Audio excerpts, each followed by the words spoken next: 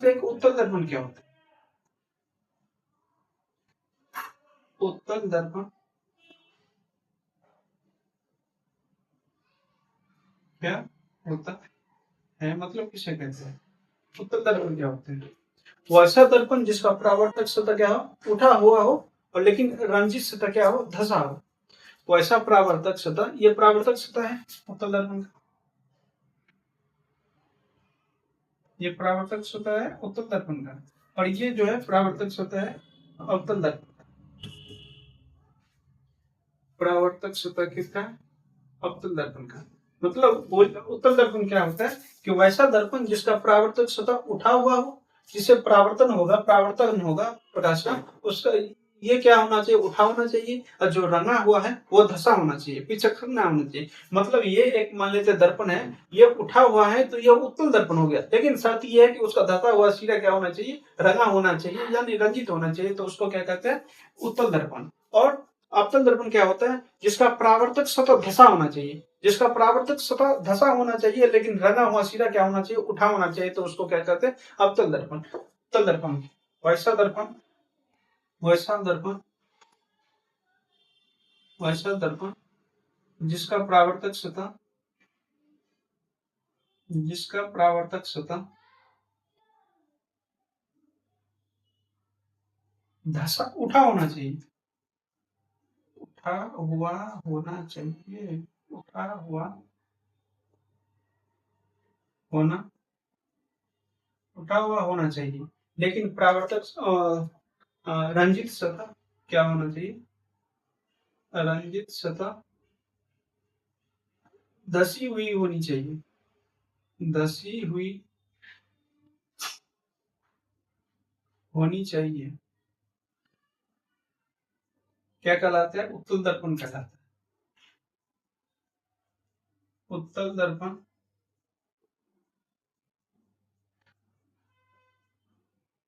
उत्तल दर्पण कहलाता है।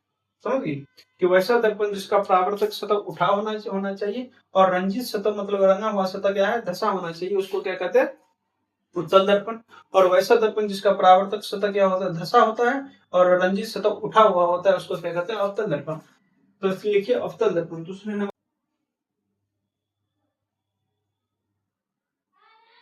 अवतल दर्पण बोले तो कन्वेक्टिव मिरर, कनकेव मिरर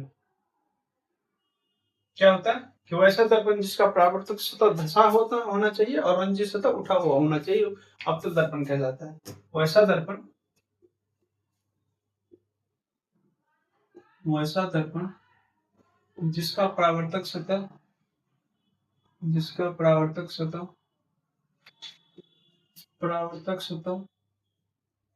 धसा हुआ होना चाहिए, अंदर की ओर धसा हुआ होना चाहिए, धसा हुआ होना चाहिए, तथा परावर्तक सतह, तथा परावर्तक सतह है, जिसका परावर्तक सतह धसा हुआ होना चाहिए, तथा रंजित सतह मतलब रंगा हुआ सतह, रंजित सतह क्या होता है, सतह उठा होना चाहिए, उठा हुआ होना चाहिए, उसके क्या कहते हैं, अवतल दर्पण कहते हैं। अवतल दर्पण, अवतल दर्पण कहते हैं। समझिए कि वैसा दर्पण जिसका परावर्तक सतह धसा हुआ होना चाहिए, और रंजित सतह उठा होना चाहिए, उसको क्या कहते हैं, अवतल दर्पण। यहाँ तक समझ गए सब?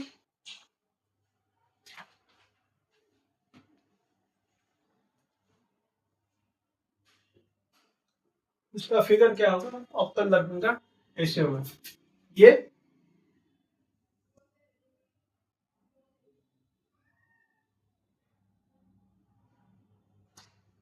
ये क्या है, अवतल दर्पण।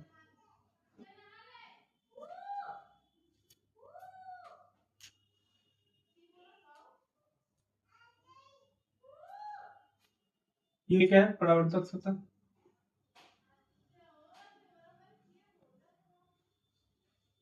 ठीक है, रंजित सतह,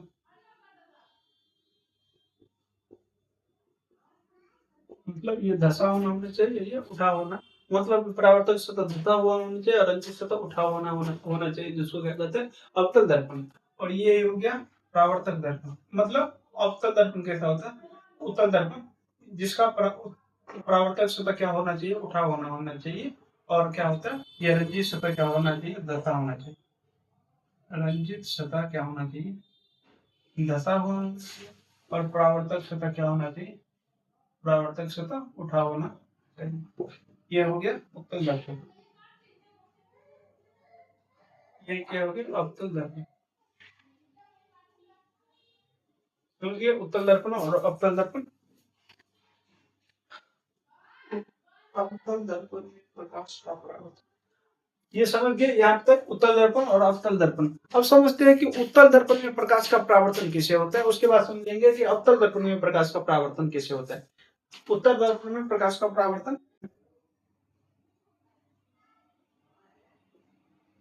प्रकाश का परावर्तन, प्रकाश का परावर्तन। उत्तल दर्पण में प्रकाश का परावर्तन कैसे होता है, कैसे होता है जब ये क्या है उत्तल दर्पण है,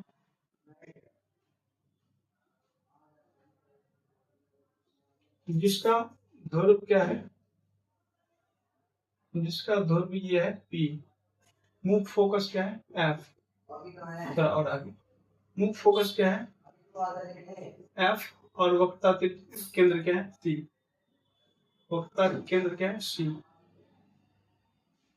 ये कोई उत्तल दर्पण है जिसका ध्रुव P है, मुख्य फोकस F है, वक्रता केंद्र C है। जब प्रकाश की किरण मुख्य अक्ष के समांतर चलती है, मतलब ऐसी चलती है प्रकाश की किरण, ऐसी चलती है, जब प्रकाश की किरण मुख्य अक्ष के समांतर पीसी ये मुख्य अक्ष है इसके समांतर चलती है, तो जब प्रकाश की किरण मुख्य अक्ष के समांतर चलती है तो उसका परावर्तन क्या होता है, मुख्य फोकस से होकर निकलती हुई प्रतीत होती है। मतलब मुख्य फोकस से होकर निकलती हुई प्रतीत होता है, ये मुख्य फोकस इससे होकर निकलती हुई प्रतीत होती है, मुख्य फोकस से होकर निकलती हुई प्रतीत होती है। जब प्रकाश की किरण मुख्य अक्ष के समांतर चलती है, ये पीछे मुख्य अक्ष है, जब प्रकाश की किरण मुख्य अक्ष के समांतर चलती है तो वह दर्पण से टकराने के बाद ये क्या होता है, मुख्य अक्ष मुख्य फोकस के मुख्य फोकस से निकलती हुई प्रतीत होती है, मुख्य फोकस से निकलती हुई प्रतीत होती है। पर उत्तल दर्पण में प्रकाश का परावर्तन कैसे होता है कि जब प्रकाश का परावर्तन मुख्य अक्ष के समांतर चलती है तो ये परावर्तन के बाद क्या होता है, मुख्य फोकस से होकर निकलती हुई प्रतीत होती है। एक तो ये हो गया, एक तो ये हो गया जब प्रकाश की किरण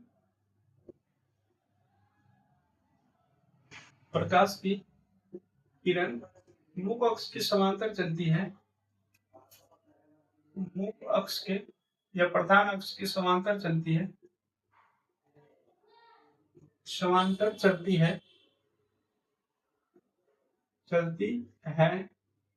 तो प्रकाश का परावर्तन मुख्य फोकस से होकर निकलती हुई प्रतीत होती है। परावर्तन मुख्य फोकस से निकलती हुई प्रतीत होती है, निकलती हुई प्रतीत होती है, प्रतीत होती है। मतलब जब प्रकाश की किरण मुख्य अक्ष के समांतर चलेगा, ये मुख्य अक्ष है उसके समांतर चलेगा तो ये परावर्तन क्या होगा, मुख्य फोकस से होकर निकलती हुई प्रतीत होती है। एक ये हो गया। दूसरा ये है कि जब प्रकाश की किरण मुख्य फोकस पर आपतित होती है तो दर्पण से परावर्तन होने के बाद परावर्तित किरण मुख्य अक्ष के समांतर चलती है। जब प्रकाश की किरण मुख्य फोकस पर आपतित होती है तो ये क्या होता है, जब प्रकाश की किरण मुख्य अक्ष के समांतर चलती थी तो ये क्या हो गया, मुख्य फोकस से होकर लौटती हुई प्रतीत होती है। जब प्रकाश की किरण क्या होगी, मुख्य फोकस पे आती हुई प्रतीत होगी, तो ये प्रधान मुख्य अक्ष के समांतर चलते हुए प्रतीत होती है। मतलब इसका फिगर क्या होगा,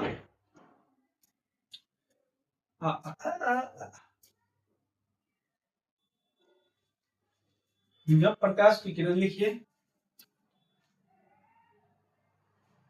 ये है तो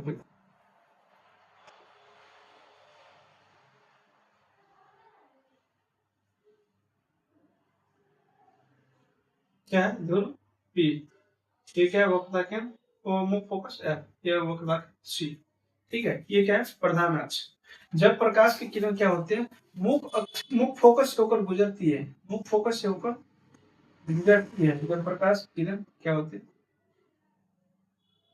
मुख्य फोकस से होकर गुजरती है, मुख्य फोकस से होकर गुजरती है, तो ये परावर्तन के बाद क्या होता है, प्रधान अक्ष की या मुख्य अक्ष की समांतर निकलते हुए प्रतीत होती है। प्रधान अक्ष या मुख्य अक्ष की समांतर निकलती हुई प्रतीत होती है। यहां से प्रकाश की किरण गए तो इसका परावर्तन कैसे हो गया, इधर से हो गया। जब प्रधान, जब क्या होता है, प्रकाश की किरण मुख्य फोकस पर आपतित होती है, तो दर्पण से परावर्तन होने के बाद ये मुख्य अक्ष के समांतर लौट जाती है, मुख्य अक्ष के समांतर लौट जाती है।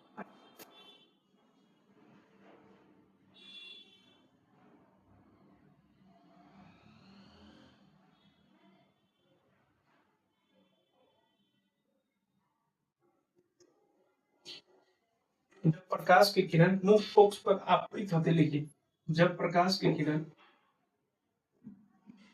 जब प्रकाश की किरण मुख्य फोकस पर, मुख्य फोकस पर आपतित होती है, आपतित होती है, तो परावर्तन के बाद, परावर्तन के बाद मुख्य अक्ष से होकर लौट जाती है, मुख्य अक्ष के समांतर लौट जाती है, मुख्य अक्ष के समांतर लौट जाती है,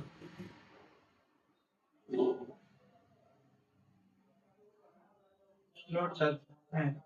ये क्या है, उत्तल दर्पण में प्रकाश का परावर्तन इस तरह।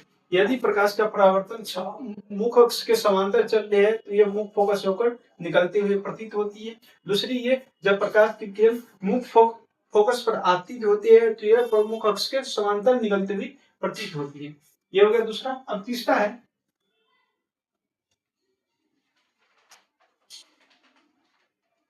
जब प्रकाश की किरण वक्रता केंद्र पर आपतित होती है, तो परावर्तन होने के बाद परावर्तित किरण अपने ही पथ पर पुनः लौट जाती है।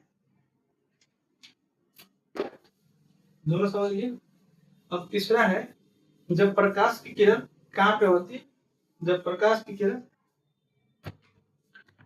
मुख्य वक्रता केंद्र पर आपतित होती है। जब प्रकाश की किरण वक्रता केंद्र पर आएगी, ये दर्पण है उत्तल दर्पण, ये दोनों को है पी, ये फोकस है और ये वक्रता केंद्र है। ठीक है, जब प्रकाश की किरण वक्रता केंद्र पर आपतित होती है, आपतित होती है, तो दर्पण से परावर्तन होने के बाद परावर्तित किरण अपने ही पथ पर लौट जाती है। जब वक्रता केंद्र पर आएगा ना प्रकाश, जब वक्रता केंद्र पर आएगा प्रकाश,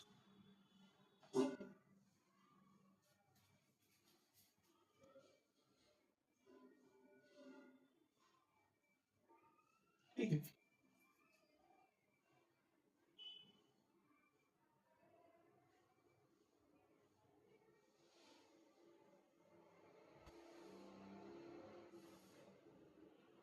जब प्रकाश की किरण वक्रता केंद्र पर आती है, तो परावर्तन होने के बाद क्या होते हैं, अपने ही पथ पर वापस लौट जाती है, मतलब उसी से वापस चली जाती है।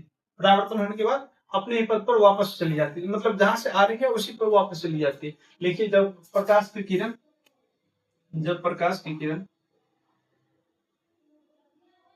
जब प्रकाश की किरण वक्रता केंद्र पर आती है, वक्रता केंद्र पर, वक्रता केंद्र पर आपतित होती है, आपतित होती है, होती है, तो परावर्तन के बाद, परावर्तन के बाद, परावर्तन के बाद अपने ही पथ पर वापस चली जाती है, अपने ही पथ पर, अपने ही पथ पर वापस चली जाती है, वापस चली जाती है।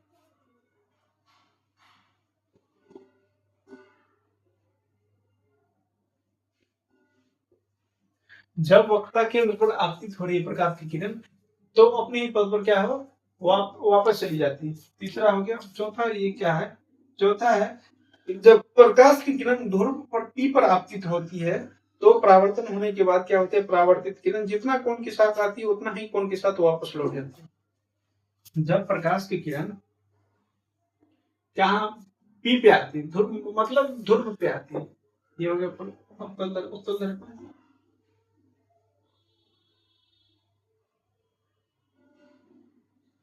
जब दर्पण, उत्तल दर्पण ठीक है, वक्ता मुख फोकस मतलब ध्रुव की, ये क्या है मुख फोकस F, ये क्या है वक्ता केंद्र C। जब प्रकाश की किरण क्या होती है, वो मुख ध्रुव पे आती है, जब प्रकाश की किरण ध्रुव पर आती है, तो वह परावर्तन होने के बाद जितना कोण के साथ आती है उतने ही कोण के साथ वापस चली जाती है। जब प्रकाश की किरण ध्रुव पे आती है, ध्रुव पे आती है, तो जितना कोण के साथ आती है उतना ही कोण के साथ वापस चली जाती है। देखिए, जब प्रकाश की किरण ध्रुव पे आती है, तो जितना कोण के साथ आती है उतना कोण के साथ वापस चली जाती है। देखिए, जब प्रकाश की किरण, जब प्रकाश की किरण, प्रकाश की किरण ध्रुव पर आपतित होती है, आपतित होती है, तो परावर्तन के बाद, परावर्तन के बाद जितना एंगल से आ रही है, उतना एंगल से आ रही है, उतना ही एंगल से वापस लौट जा रही है। परावर्तन के बाद जितना कोण के साथ आ रही है, जितना कोण के साथ, कोण के साथ आ रही है, साथ आ रही है, आ रही है, उतना ही कोण के साथ वापस चली जाती है, उतना ही कोण के साथ क्या है, वापस चली जाती है, वापस चली, उतना ही कोण के साथ वापस चली जाते हैं। तो ये क्या हो गया, वो प्रकाश का परावर्तन उत्तल दर्पण में ऐसे होता है। जब प्रकाश की किरण मुख्य अक्ष के समांतर आती है, जब प्रकाश की किरण मुख्य अक्ष के क्या है, समांतर आती है, मुख्य अक्ष के समांतर आती है, तो क्या होता है, ये मुख्य फोकस से होकर लौटती हुई, मुख्य फोकस से होकर लौटती हुई प्रतीत होती है। जब प्रकाश की किरण मुख्य अक्ष के समांतर आती है, तो ध्रुव से होकर मुख्य फोकस से होकर वापस लौटती हुई प्रतीत होती है। ठीक है। जब दूसरा क्या है, जब प्रकाश की किरण मुख्य फोकस पर आपतित होती है, तो परावर्तन के बाद मुख्य अक्ष के समांतर लौट जाती है। जब प्रकाश की किरण मुख्य अक्ष के समांतर आती है,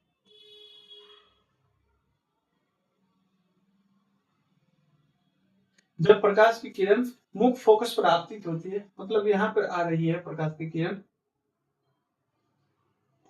तो क्या ये मुख्य अक्ष के समांतर लौटती हुई प्रतीत होती है।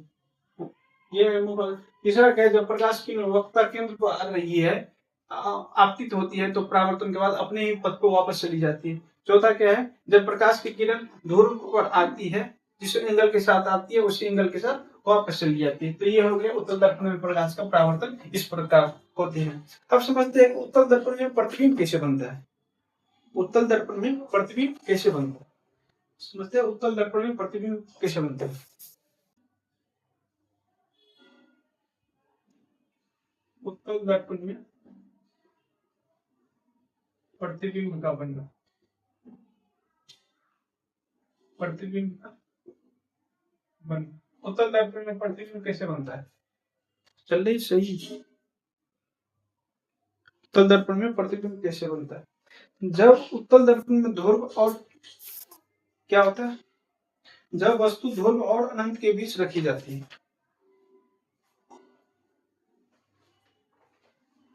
जब वस्तु क्या होता है, पहले वस्तु की स्थिति देते हैं, वस्तु की स्थिति,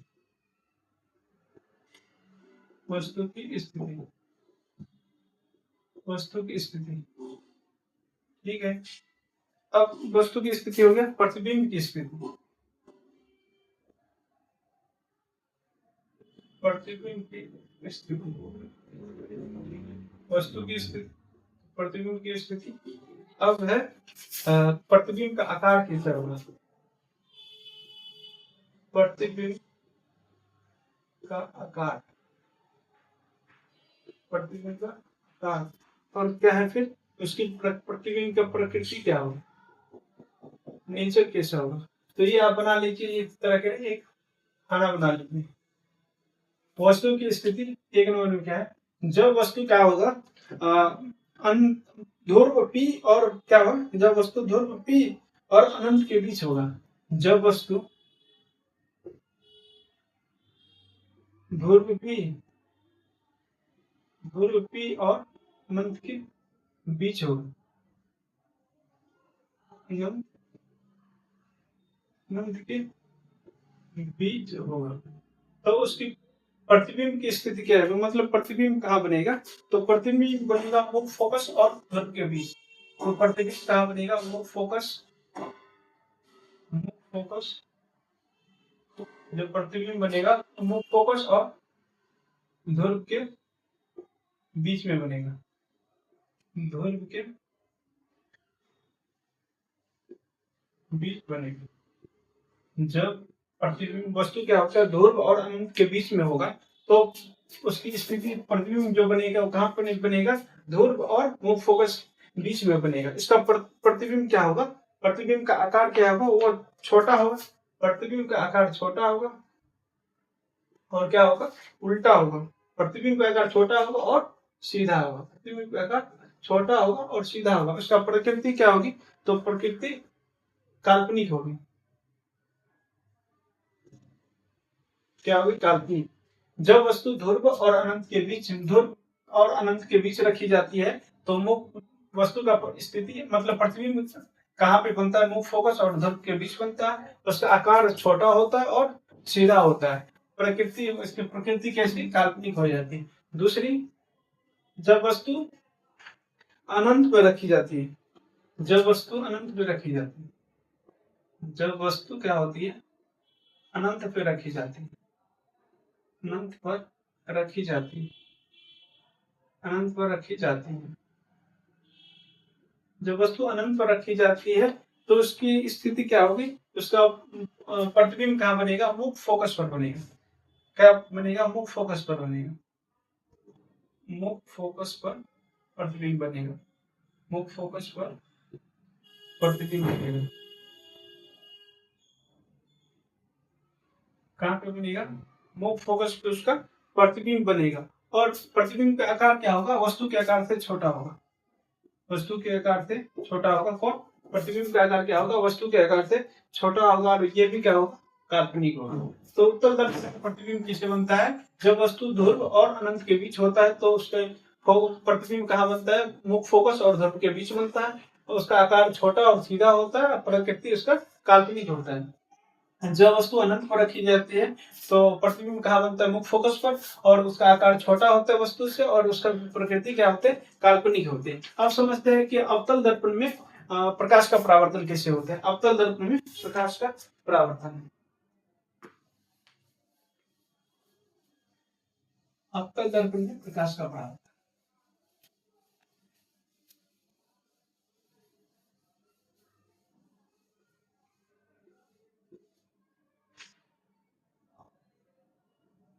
अवतल दर्पण में प्रकाश का परावर्तन।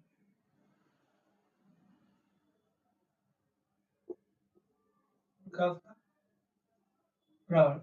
अवतल दर्पण में प्रकाश का परावर्तन कैसे होता है?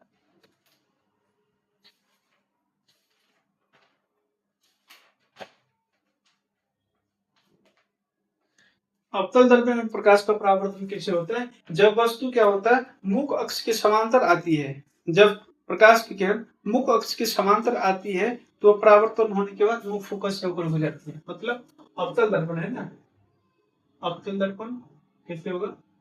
ऐसे होगा,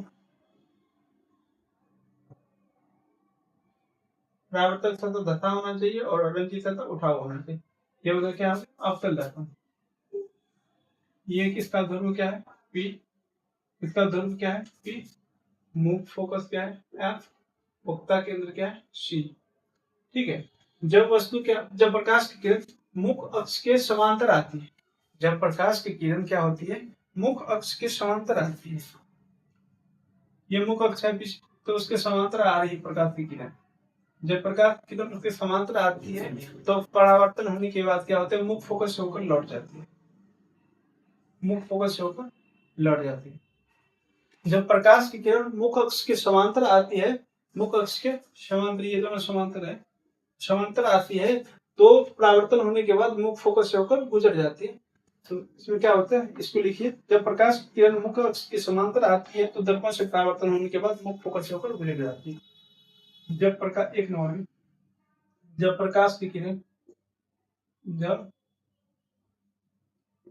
प्रकाश की किरण क्या होती है, मुख फोकस के समांतर आती है, मुख फोकस के समांतर आती है, समांतर आती है तो परावर्तन होने के बाद,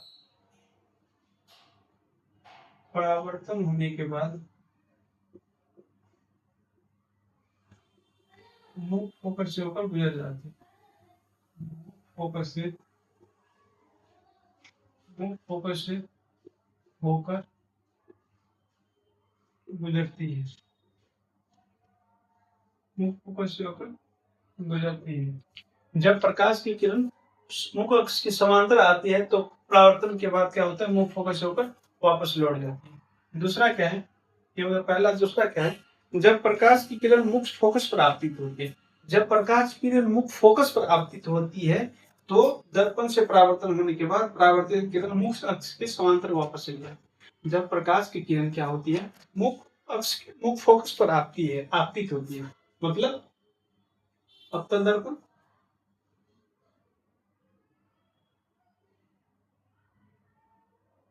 ठीक है। ये हो गया ध्रुव पी, पुख्ता के मुख फोकस है, पुख्ता के सी। जब प्रकाश की किरण क्या होती है, मुख फोकस पर आपतित होती है, मतलब जब प्रकाश की किरण, यहाँ से मान लेते हैं, जब प्रकाश की किरण क्या है, मुख फोकस पर आपतित होती है, जब प्रकाश की किरण मुख फोकस पर आपतित होती है तो परावर्तन के बाद क्या होते हैं, मुख अक्ष के समांतर लौट जाते हैं, मुख्य अक्ष के समांतर लौट जाते हैं, ठीक है। जब प्रकाश की किरण क्या है, मुख फोकस पर आपतित होती है तो परावर्तन के बाद मुख अक्ष के पीछे के समांतर लौट जाती है। दूसरा लिखिए, जब प्रकाश की किरण, जब प्रकाश की किरण मुख फोकस पर आपतित होती है, मुख फोकस पर आपतित होती है, आपतित होती है, आपतित होती है तो परावर्तन के बाद, परावर्तन के बाद मुख अक्ष के समांतर चली जाती है, मुख अक्ष के समांतर लौट जाती है, मुख अक्ष के समांतर चली जाती है, लौट जाती है, मुख अक्ष के समांतर लौट जाती है। दूसरा हो गया। अब तीसरा क्या है, ये समझ लिया, जब प्रकाश की किरण मुख फोकस पर होकर आपतित होती है तो ये मुख अक्ष के समांतर चली जाती है, मुख अक्ष के समांतर सीधा। मुख्य अक्ष के समांतर चली जाती है। तीसरा है जब प्रकाश की किरण वक्रता केंद्र पर आपतित होती है, वक्रता केंद्र पर आपतित होती है तो परावर्तन होने के बाद उसी पथ पर वापस चली जाती है। तीसरा है जब प्रकाश की किरण वक्रता केंद्र पर आती है, ये दोनों समझिए। और तीसरा जब प्रकाश की किरण वक्रता केंद्र पर आती है। तीसरा देखिए क्या है, अवतल दर्पण, अवतल दर्पण,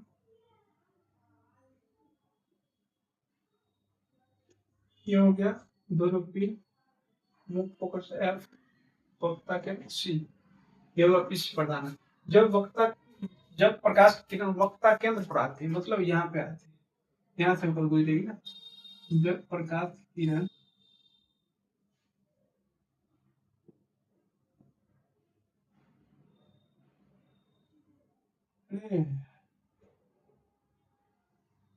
वक्रता केंद्र पर आती है, जब प्रकाश की किरण वक्रता केंद्र पर आती है तो वो अपने ही पथ पर वापस चली जाती है। क्या होती है, अपने ही पथ पर वापस चली जाती है, जिस रास्ते से आया उसी रास्ते से वापस चली जाती है। तो लिखिए तीसरा, जब प्रकाश की किरण वक्रता केंद्र पर आती है, वक्रता केंद्र से आती है, वक्रता केंद्र से आपतित होती है, आपतित होती है तो परावर्तन होने के बाद, परावर्तन होने के बाद अपने ही पथ पर वापस चली जाती है, अपने ही पथ पर वापस चली जाती है, वापस चली जाती, अपने ही पथ पर वापस चली जाती। तीसरा समझ लिए, चौथा समझते हैं। तीसरा समझ लिए, जब प्रकाश की मुख्य फोकस पर आपतित होती है तो वो अपने ही पथ पर वापस चली जाती है। चौथा है, चौथा जब प्रकाश की किरण ध्रुव पी पर आपतित होती है तो दर्पण से परावर्तन होने के बाद जितना कोण के साथ आती है उतना कोण के साथ वापस चली जाती है। मतलब जब प्रकाश की किरण, अरे उत्तल दर्पण है ना, कोई अवतल दर्पण है ना, चलो, जब प्रकाश की किरण, क्या, ध्रुव पी, मुख्य फोकस एफ, जब प्रकाश की किरण क्या होती है, ध्रुव पी पर आपतित होती है, ध्रुव पर आपतित होती है। जब प्रकाश की किरण ध्रुव पर आपतित होती है तो जितना कोण के साथ आती है उतना ही कोण के साथ वापस चली जाती है। मतलब जितना कोण के साथ आई उतना ही कोण के साथ वापस चलेगी। ये दोनों क्या है, बराबर। तो लिखिए चौथा, जब प्रकाश की किरण, जब प्रकाश की किरण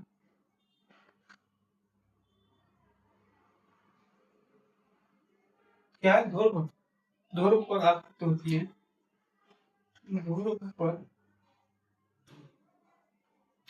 ध्रुव पर आपतित होती है, आपतित होती है तो परावर्तन के बाद, परावर्तन के बाद जितना कोण के साथ आती है उतना ही कोण के साथ वापस चली जाती, जितना कोण के साथ वापस आती है, जितना कोण के साथ आती है, के साथ आती है, उतना कोण के साथ आती है उतना ही कोण के साथ वापस चली जाती है, उतना ही कोण के साथ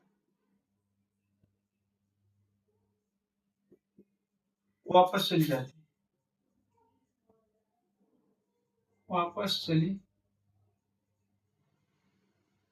जाती। मतलब जब प्रकाश की किरण क्या होते हैं, ध्रुव पर आपतित होती है तो जितना एंगल के साथ आती है उतना एंगल के साथ वापस चली जाती है। तीसरा हो गया, चौथा हो गया। अब पांचवा देखते हैं, पांचवा देखते हैं।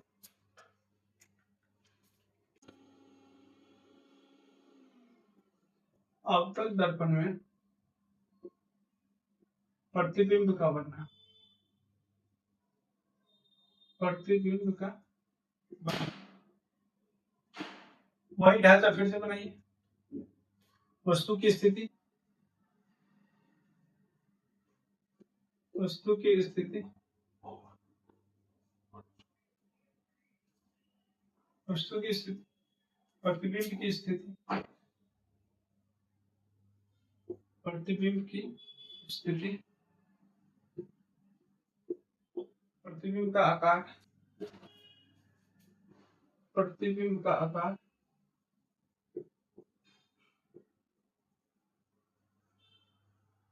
और उसकी प्रकृति, प्रतिबिंब का प्रकृति। समझ गए? वस्तु की स्थिति, प्रतिबिंब की स्थिति, वस्तु का आकार और प्रतिबिंब का प्रकृति। एक नंबर में लिखिए, जब क्या होता है, जब वस्तु क्या होता है, केंद्र पर होती है। जब वस्तु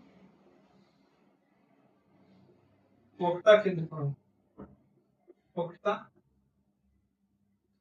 केंद्र पर हो, जब वस्तु वक्ता केंद्र पर होती है तो उसकी प्रतिबिंब कहाँ बनती है, वक्ता केंद्र पर ही बनती है। तो प्रतिबिंब कहाँ पर बनती है, वक्ता केंद्र पर। प्रतिबिंब वक्ता केंद्र पर ही बनता है, वक्ता केंद्र पर ही बनेगा। जब वस्तु का वक्ता केंद्र पर हो तो उसकी प्रतिबिंब कहाँ बनेगी, वक्ता केंद्र पर। और ये क्या होगा, वस्तु उल्टा बनेगा, उल्टा बनेगा और छोटा बनेगा, उल्टा बनेगा न, उल्टा बनेगा और वस्तु के बराबर बनेगा, वस्तु के बराबर। जब केंद्र पर हो तो उसका प्रतिबिंब क्या है, कैसा होता है, वस्तु के बराबर होता है और उल्टा बनता है। उसकी प्रकृति कैसी होती है, वास्तविक। उसकी प्रकृति कैसी होती है, वास्तविक। जब क्या हो, वस्तु, जब वस्तु क्या है, अनंत और फोकस दूरी के बीच हो, जब वस्तु अनंत और फोकस के बीच हो, फोकस के बीच में हो, जब वस्तु फोकस और अनंत के बीच में हो तो उसका प्रतिबिंब कहाँ पर बनता है, केंद्र और फोकस के बीच में। तो प्रतिबिंब कहाँ बनता है, केंद्र और प्रतिबिंब के बीच में। तो प्रतिबिंब कहाँ बनता है, वक्ता केंद्र और फोकस के बीच में, वक्ता केंद्र और फोकस के बीच में, फोकस के बीच में। ये प्रकृति कैसा होता है, वस्तु से छोटा होता है, वस्तु से छोटा होता है और उल्टा होता है। ये भी उल्टा होता है और क्या, वस्तु से छोटा होता है, वस्तु से छोटा होता है। उसकी प्रकृति क्या होती है, वास्तविक होती है। दूसरा हो गया। तीसरा है, जब वस्तु कहाँ पे हो, अनंत पे हो, जब वस्तु अनंत पे हो, जब वस्तु क्या हो, अनंत पे हो, जब वस्तु क्या है, अनंत पर, जब वस्तु अनंत पर हो तो प्रतिबिंब कहाँ पर बनेगा, मुख्य फोकस पर। प्रतिबिंब कहाँ पर बनेगा, मुख्य फोकस पर। प्रतिबिंब मुख्य फोकस पर बनती है, मुख्य फोकस पर बनेगा, मुख्य फोकस पर बनेगा। तो उसकी प्रकृति साइज क्या होगा, छोटा होगा, वस्तु से छोटा होगा, ये भी वास्तविक होगा। तीसरा हो गया। चौथा, जब वस्तु कहाँ हो, केंद्र और फोकस के बीच में हो,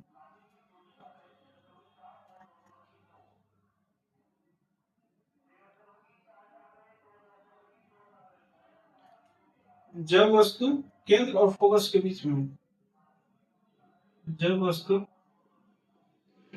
केंद्र और फोकस के बीच में, केंद्र और फोकस के बीच में, फोकस के बीच में,